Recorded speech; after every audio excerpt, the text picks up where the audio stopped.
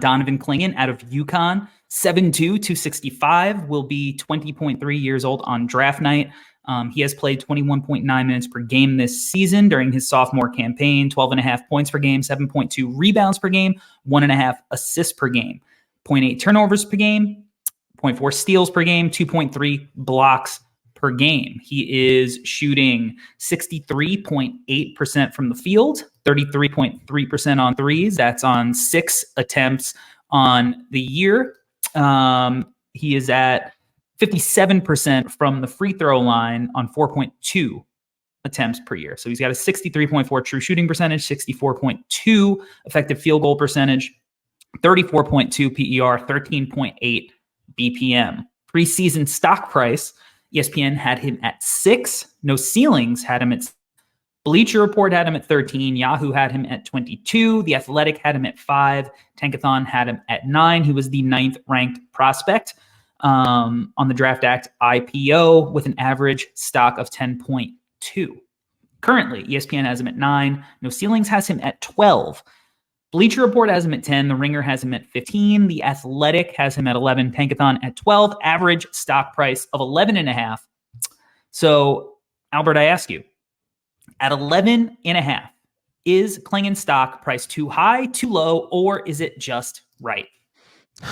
This is going to be the fun part of the podcast, because this is where I think, Corey, you're going to have to really go to work on me, because I have Clingan a lot lower than that. On my personal board, I have him at 22, which is just 2 spots ahead of Zach Edey. And I understand. I know I'm in the minority. I knew that heading into this podcast. I'm ready to hear all the stuff that you've seen in person. The reason why I said Kane and Undertaker at the start of the pod is because both giants, but small, different, differences to them. There are some different qualities to both of them, and especially like when we talked about Edey. We talked about his passing. I didn't want to bury the lead and bring it up, but there is a big difference between the two in that part of their games and whatever. So, I currently have him at 22, but I am ready to move him up higher, especially with how he's played recently. But I'm also stubbornly kind of okay with keeping him where he's at. So for now, Corey, I'll say too high.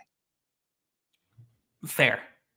I think that a big man like him is certainly an acquired taste. Yeah. Right. And on top of it, he has legitimate concerns as far as his injury history goes. Right? Like, he's had some foot stuff. Like, for 7'2" centers, you don't necessarily want to be dealing with that, right? Like, that's, it could get a little scary because you're investing a lottery pick. You want to make sure that you get a return on investment in that. And it's tough to do that if the guy is going to be out for long stretches of time. The other thing is he's only playing 21 minutes per game on the year, right? So we question his stamina last year when we were at the Nike Hoop Summit and we recorded a podcast. It was, I don't know if it was like the day before he announced he was coming back or if it was the same day. We were like, hey, maybe we should just practice a little bit of patience with Clingan and see if he steps up next year and can play more minutes. Now, he is playing more minutes than last year, but he's also not playing as many minutes as you would like him to be playing if you're a believer, which I am. So I think that the price is probably just right, given the concerns with his injuries. But I'm finding it hard to be a full-on believer in a lot of the prospects in this class. I have him 4th right now. I think he's the best big man in the draft. Okay. Stark contrast, which is good. Sometimes we need to be different, Corey. Yeah. But Corey, really quickly though, that just to piggyback off of what you said, they say the 3 most important things in real estate are location, location, location. I think sometimes the 3 most important things when it comes to 7'2" centers is health, health, and health. And I can't help but be reminded of like Joel Embiid when he was in the draft, and how, you know, teams got freaked out by him being 7'2" and with his game and the lower body injuries that he had, and everyone was freaked out. Well, he still went really high in the draft. But with Clingan, dude, it's just it's not, obviously not the same production. I'm not even comparing him to Embiid, so I apologize for even bringing him up. But with Clingan, the main reason why I have him where he's at is because of health. I think that's fair. Worrying about his health is like a legitimate thing that you need to take into consideration when drafting him. So like if I was drafting him in the top 5, I would certainly need clean medicals in order to feel confident doing that, which at this point of the process we don't have. But I look at a guy who has been a part of 2 of the best teams in college basketball over the last 2 years. I've seen him now, I think 4 times over the last 2 years. When you see him in person, I think his length really stands out. He's super long. He's huge. Obviously, I mean, he's listed at 7'2". Wouldn't shock me if he was even bigger than that. And I think he's in like really good shape. Like there's no baby fat. Like he looked like lean and strong. And I think that he is going to be a guy who is going to like have a really solid frame as he continues to develop his body in the NBA. I think that his production over the last 2 years has been really, really impressive. Okay. I mean, back-to-back years, obviously last year we wanted to be patient with it and be like, hey, like, can we see it for a more extended period of time? Again, touching on it, we got to see that, just not as much as we want, but like his numbers are what they are. He's playing really well in the minutes he does play. And he's made strides this year. And I guess, you know, we'll get into the scout, and let's just start it with his passing. Because that was the thing the first time I saw him early this year where I was like, oh, okay. Like if this stuff is real, then he is a much more intriguing prospect to me. Yeah. And I think it's real. I mean, he's made big improvements as a playmaker. You know, even if the raw numbers themselves, like 1.5 assists per game, but nearly double 2-to-1 assist to turnover ratio.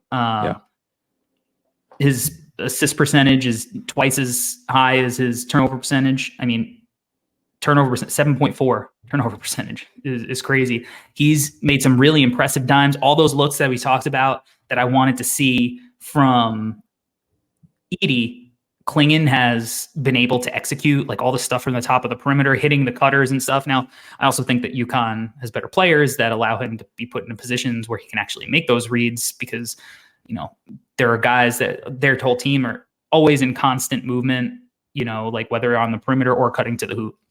So he has the opportunities, but he's done a really good job making those reads. Have really been impressed by his ability to, you know, set a screen, free guys up. But every time I watch him, I'm like, this is a guy who is impacting winning on the floor. He knows how to play basketball. The shot, like, I wish he was shooting more, you know, better than 57% from the free throw line. But I believe in the shot because I believe in the form. And I think his form is good. I actually wish he was taking more threes this year. He's only taken 6, but like when he shoots them, it doesn't look weird. I don't know if he's going to at the next level, but I think he should. I think he should experiment. Doesn't have to be the biggest part of his game, but I think it could be a part of his game. And but I just, every time I watch him, I walk away impressed, and I think he's a load to handle, and he just is a two-way impact player. And I don't think, you know, you still have questions about him defensively, but you don't have the same questions that you might have had with Edey. Yeah. No, Corey, I think everything that you're saying is accurate. When you watch him at the free throw line, the jumper looks good. The shot looks, I apologize, you're not jumping at the free throw line, but you know what I mean? Like when he's shooting from the free throw line, it does look good. It actually looks fluid. It just needs to go in more. Obviously, if he was taking more, playing more, all of that is connected. Yeah, I hear you, man. I hear you. If I can offer some critiques, Yeah, and of course. I'm not even trying to fight you too hard on it, because once again, the only reason why I dropped him as low as I did was because of health. So obviously, I like the player. It's just I'm that afraid of the health stuff with him. And the reason why I'm afraid of the health stuff, Corey, is because he's big. Like, he's not just tall. Like, if you get tall guys with foot problems, obviously it's scary. But he's also like a big dude. Like, I remember this scout texted me, about a player, and he's like, oh, he's a large lad. And that is Donovan Clingan. He's a big dude, obviously. So there you have fair reason to be concerned. But with him, it's just I think there is a little bit of a lack of burst from his lower body. I wish his legs were a little bit stronger. Not to say that he's weak, but it's like a lower body balance thing. Maybe it's even a core thing. Even in their game against Marquette, like Greg Anthony mentioned it like 20 times. And not to say that, and I'm copying Greg Anthony. He's copying me. Just kidding. But there is like a balance thing with him sometimes that I think he's got to work on that. Get a little bit stronger in his legs and his core. But once again, not a major issue. The passing. See, I looked at I did some body inspection last week sure. at the Big East tournament when I was covering it. I think he's got good legs. But they could look good and not be crazy strong yet. So here's where I think he's got like slight knock knees. Oh, okay. Now that might be worse. I was not expecting that at all. But okay, really quickly. So his passing, though, because I want to give you. Jesus, what is going on in my phone? No, sorry. The passing. There was one play. Can't remember who they were playing. Right, he was on the right block. He's posting up inside. He gets middle, throws a left hand pass to the weak side corner. Cam Spencer, wide open three, and I'm just like, you know what? That's effing good, man. Like, that is a really, really nice pass. And I want to kind of give you credit, Corey, for touching on this, because there is some stuff with him. And we mentioned it before with Edie, right? Your exact words. You said if Edie were better at passing, if he was good at passing, we'd have him in the top 5 conversation. Well, Clingan, similar player, is a good passer, and that's why he's in your top 5. So it makes sense, right? The line of reasoning that you brought up before, and with Clingan, that passing stuff is real. All the DHO stuff that you can do with him. I don't know if I'm at the point where you could run like short roll stuff with him and have him, but you never know, right? If he continues to develop and become a guy, these things are within the realm of possibility with Clingan because of some of the Look at that pass right there. That's a really nice one. I think he's got the passing stuff. Like, okay, it's a feel thing. It's just a can you process the game quickly thing, and he has shown this year that he can make all of that stuff, like all those reads, and it's that 0.5 thing. Like, that's the difference between Clingan and Edie. Is Clingan has the 0.5 processing, where Edie, it takes one second. And that half second makes all the difference in the world. So I think he's going to be able to be a guy that you can make short roll reads to. If he can develop a mid-range shot, like at the little free throw line area, I think he's got good touch. So if you look at the Big East logo, if you're watching it right inside the free throw line, if you can make that little floater consistently coming out of a short roll situation, that'll be good too. But I think the passing stuff is really legit with it. I'm not saying he's going to be Nikola Jokic or whatever, but I think that his passing and his playmaking and serving as a hub that you can go to on offense and run stuff through with him is legit. Because not only can you do that, and he sets such good screen. I was so impressed by how much contact he was making on people as a screener. So he is going to have opportunities to free his guards up to get, allow them to get him the rock going downhill with momentum where he can finish at the rim. And I think he's really quick off his feet. as a leaper. Like he doesn't have like crazy bounce, but he gets off of him pretty quick for a guy who you would be expecting as like more of a plotter. So I think that his ability to screen and be like a threat with rim gravity, and then, you know, get where you might have to drop a little bit to stop his momentum as a big, having him be able to make reads all over the court, I think is something he's going to really be able to make use of. And then with all the shooting in the league and being able to have guys run off screens, find them, cutters, DHO stuff, I think it's going to be a major weapon for him as he develops his game. And the stuff that he's shown in this offense has been so impressive to me. Yeah. And Corey, can I just say this too? I was looking at, you know, his advanced numbers and looking at Edie's advanced numbers. His sophomore numbers not too different from Edie's sophomore numbers. Obviously, fewer minutes than what Edie played, but there isn't a huge gap. Their BPMs are almost identical, actually, from what I remember. And so I'm with you once again. Like, my point isn't to, you know, break the kid down. It's just I'm afraid of the health. But yeah, the passing stuff, clearly there is a high level thing with him, as you mentioned, a really rock solid screener. And also that Connecticut team is just something to watch, man. Like, that Coach Hurley does a great job with them, and they've got some guys who really know how to play their roles. And we'll talk about Final Four stuff later on, but just, yeah, I really like that team. And, you know, the guys that they have around them, you know, they don't even have like a pure point guard, but they make do with like Newton and Spencer and Castle, you know, getting the ball to him, and even Caravan at times. So yeah, I just think with him, he's but can I say this one thing though, Corey? And, you know, please fight me on this if I'm wrong. I felt like sometimes his touch was a little inconsistent for my taste. I'm not saying he has bad touch, but there were moments where I was like, oh, why did that layup go off this side of the backboard? What was that kind of thing? That could be a lot of different things. I even wrote it here in my notes. Maybe it's not even like a touch thing. Maybe it has more to do with, you know, maybe he's still developing strength or whatever.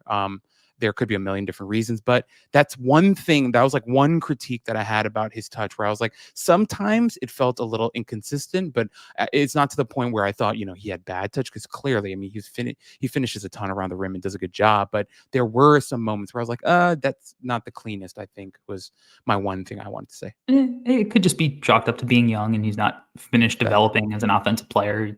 But I've been impressed by it. I think he has soft touch.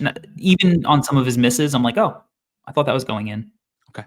When he does miss. You know, so and the other thing, like the difference, he is not as much of a like post hub usage guy as a guy like Edie, where they're, you know, he's not necessarily a guy where you're going to him on the block all the time. I do think he's got good moves. And again, I think that I actually think he makes quicker decisions there too than Edie does, where like he's really good at like feeling a guy on one of his shoulders and then coming off the opposite way into space, and then using his length to finish. So I think that he is an effective post player, but like I don't think, again, that's necessarily going to 100% be his game at the next level, just something he can make use of in mismatches. One of the other things with him, okay, it is incredibly rare, and I forgot what the exact like Bartorvik query that I had done was, but it's like 10% assist, 10% block, 10% offensive defensive rebound. Like I think it was like the 10x4 or something I did. Like he's like the only one to be able to protect the rim like he has, and then have like that kind of balanced of a game everywhere. Like he's just kind of good at everything where you're like making a statistical impact. And then it was sub 10 turnover percentage. So it's like, I think he's very good. Now, Is he top 5 good in most drafts, especially with his, you know, health injuries? I would say probably not. But clearly this is a guy who had expectations. You know, we talked about all the outlets who had him pretty high coming into the year. To me, he's got better and exceeded expectations for me personally, because we were patient with him comparatively to other people, I think, evaluating his game, and I needed to see more. So he's been better than I thought he was going to be. And somehow his stock has dropped a little bit, even though UConn's a wagon, probably the favorites to win the national championship back to back.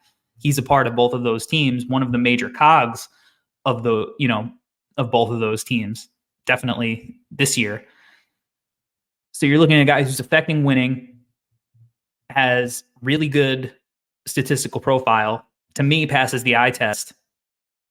Now he's bordering on a top 10 pick everywhere, and maybe that's just because he's had some injuries and that's what it is. But like in this draft where it's like, do you really feel any better about taking Cody Williams right now? Do you feel better about taking Rod Holland there right now? I mean, I don't know. You feel like Dillingham's got questions. Ricochet's got questions. Filipowski's got questions. Starr has questions. Shepard's got questions. Topic's got questions. Castle. Anywhere you look, questions. There's questions everywhere. So in a draft like that, maybe taking guys who have produced and are good and ignore and to downplay the potential of guys where we already know don't have the same levels of high-end outcomes as most top picks. And again, if you watch a JJ Redick podcast, we talk about him and JJ actually talk about in the draft taking potential versus production and why is it that, there are so many good players that get taken outside of the lottery by the same teams every year who are able to make an impact on the floor versus the same teams are always at the top of the lottery because they're swinging for the fences on these guys who their top end outcomes are probably not going to be reached, whether it's because it's a misevaluation of their talent or talent development issue within the organization. I don't necessarily have questions with Clingan about that. I think he is going to be a very, very good player in the league, barring his health. Yeah, no, Corey, I get it. The production's real. Did want to say I thought it was hilarious that LeBron pretended like he didn't know the lottery ended at the 14th pick. He was like, is it 13 or 14 or whatever it is now? It's just like, well, hasn't changed. It's always been 14, and you know that. Don't play that game. He's never had to worry about it. Oh, you know what? You're right, Corey. But I'm with you on Clingan, man. Like what you said, and going all the way back to what you said about his post game. Something I wrote in my notes is he's not Hakeem Olajuwon, but also he's not Jerome Jordan. So I think that's a pretty fair evaluation, both for him and Edie. Though I think both of them, their post play is good. It's nothing to write. You're not going to be making videos on their post play, but they're both good. And with Clingan, you're right, Corey. You're selling me. Like back in high school, the smoothest pen you could write with was an Atlantis ballpoint pen. And you know what? That's what it's been this whole podcast. You've been an Atlantis pen selling me on Clingan. I'm not ready to move him into my top 5 just because, once again, the health. But I can see him being higher than where he's at. Right, I have him at 22. Maybe he's at 16 for me. I'm gonna have to really redo my board, especially after March Madness and all that stuff. But I get it, Corey. I mean, the production with him high, with his age, he's worked on his body too. I don't know if we've talked about that. I mean, I think he looks better in year 2 than he did in year 1. And you mentioned that he doesn't have a lot of baby fat or anything like that. So I'm excited to see more. It's just, will we see more is a great question. And I think even in your Big East scouting notebook, you mentioned how he's only played like 2 games over 20 minutes or something like that. It wasn't like a really high number. And so that was early. That was early in the year. That was early in the year. I apologize. That was early in the year. But, it's hard to push it that much farther for me. I think that range is just fine for me. I can't go top 5 like you, but I can push. That's fair. Yeah. That's completely fair. And I think there's a reasonable argument for all of those other guys that I had mentioned as guys who are, maybe more on the high risk, high reward side. There are arguments for taking those players and the potential that they offer versus Clingan, especially given Clingan's injury history. right? Like there's a very legitimate case to be taking those guys. Now, what we haven't really spoken about yet, which is, to a lot of people, probably the major draw to Donovan Clingan, right, is his defense. And again, this is another area where I think impact-wise, he separates himself a little bit from Zach Edey. He, in his 2 years, both years, has been a more effective defender than Edey has. So, started off where are you at with him as a defensive presence? Yeah, I think the ED point is important. I think he's blocked more shots, more per game.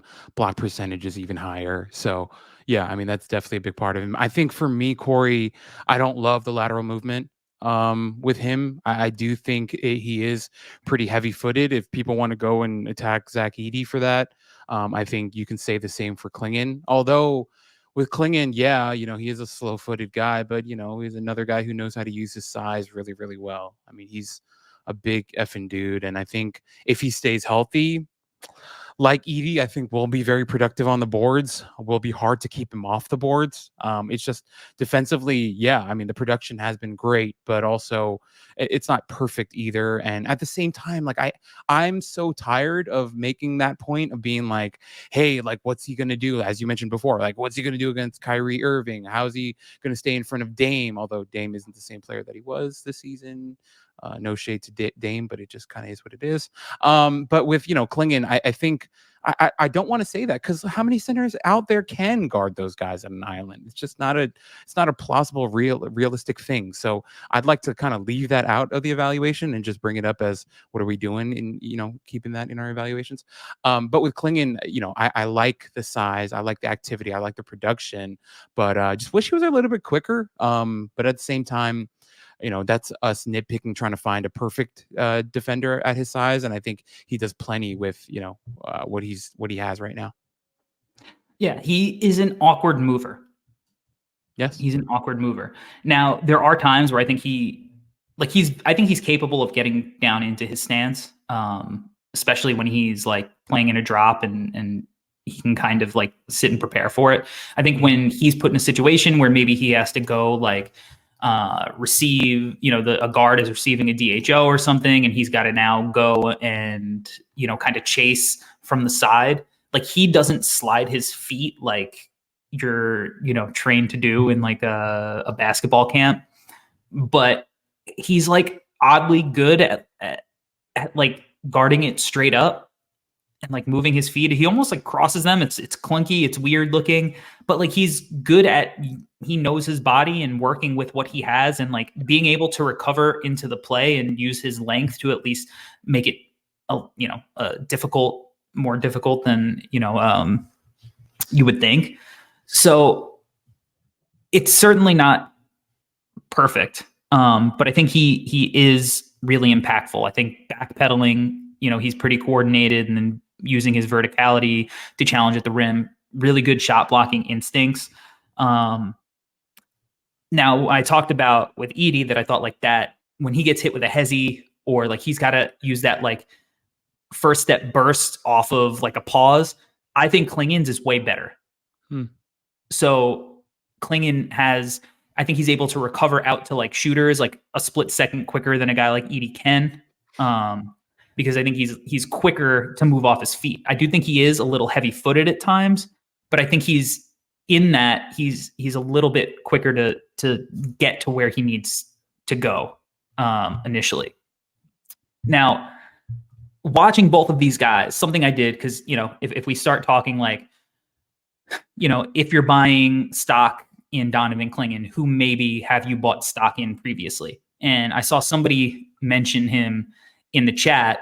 One of the guys that I think if you're Clingan that you should look towards is Brook Lopez. He's a guy who's a big guy who you almost think of as lumbering, but has been one of the more impactful defenders in the NBA over the last however many years, right? So Brook Lopez per synergy, I think he's guarding pick and rolls as like 70% of his defensive possessions. And, when you look at we'll talk about Clingan, but you can say that for Edie too. I think them sitting in a drop, like it's going to be a very similar situation to Brook, where that's the percentage probably that you're going to see as far as what kind of possessions they're running. So I think shout out to Brook. That dude gets low in his stance, and he is way more agile than I think he's given credit for. Mm-hmm. He can really move and get low. But the thing that I noticed when he's sitting in that drop and the way that Milwaukee is kind of running that drop is they really, really rely on the guard to over and guard the rear view and make it so that the shooter or the ball handler who's coming off the screen has to worry about Brook in the drop and getting to the rim and almost conceding the jumper for the rim attempt in hopes that that guard is getting himself back in the play to guard from behind and then recover. And obviously, when you have, over the last few years, you had a guy like Drew Holiday, it's a little bit easier to rely on that than maybe it is with somebody like Dame. But that was the trend. It was like, okay, and that's dating back. I even watched some Brook Lopez, New Jersey Nets stuff from 2000, back in 2008 when he was coming into the league, where a lot of the way that they're guarding that is just because shooting and NBA offensive players are so good that you're just kind of try to hopefully make it difficult and get into the play, and you're conceding something. And you're hoping that the length that a guy like Clingan has is going to allow him to step up to kind of prevent the shot to a point, but also hoping that guard, it's a synergistic thing more so than just like this guy's going to get killed.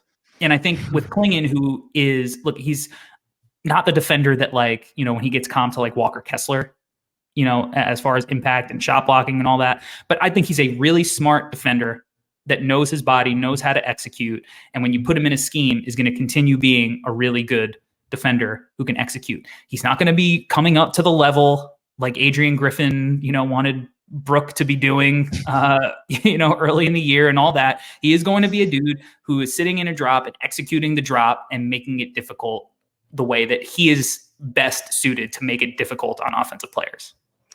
Yeah, I mean, Corey, that last point is pretty hilarious. I mean, obviously, he tried to play an aggressive drop with Brook and having him come up to the level, and then Doc Rivers comes in and it's like, yeah, let's not do that, and let's go back to what was working before, and they're automatically a better defensive team than they were with Adrian Griffin. So sometimes it's not that complicated, guys, but maybe it is. No hate or shade against Adrian Griffin, but facts are facts. With that being said, I think the Brook Lopez point is a really interesting one, just because it's interesting to look at Brook right now and what he is now as a defender and even as an offensive player, but we also thinking back to his, New Jersey Nets, Brooklyn Nets days, and the offensive force that he was back then, and how he was like single-handedly winning them games, like when Boston had their first round pick, and he was just straight up winning games by himself, just like going off against teams. That was a different era of Brook Lopez, and yet Donovan Clingan, Zach Edey might be that type of guy. Maybe not, probably, definitely not. But you never know, right? What kind of I think Clingan could aspire to be that. Yes, correct. And if you remember, Brook was like a crazy like low post force. Exactly. I mean, he was also like he can hit like that turnaround fade in the mid range. So he always kind of had some shooting touch, but he developed into the 3-point shooter. Exactly. He developed into the 3-point shooter. And again, I've watched Clingan, whether it's in the pregame or, whether it's just going through his film and watching free throws and this and that. Like, I think that he's got pretty good form. He's just got to be more consistent, obviously. I think he's going to figure it out as a shooter, ultimately. He might not be Brook Lopez. It's an outlier result for a guy who adapted his game to the modern NBA. But maybe Clingan can do that. I don't know. Maybe he can.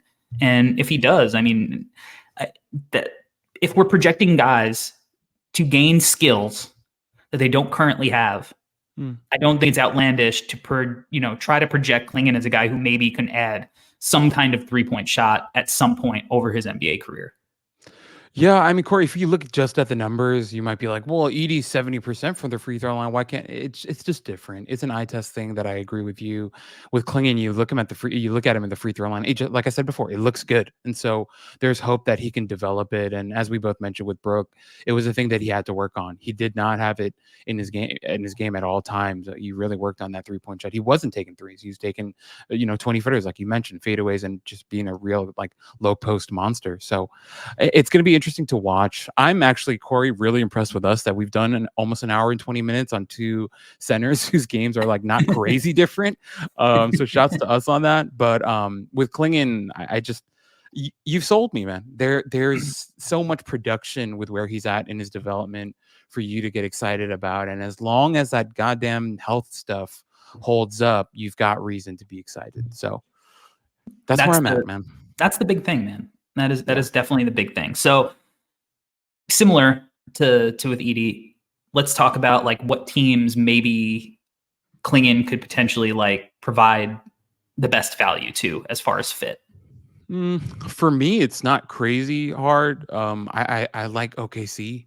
And I know he's maybe not like, maybe he's not like an OKC type of guy, but also like, I think they could use it, is my opinion. And I don't think I'm crazy for saying that.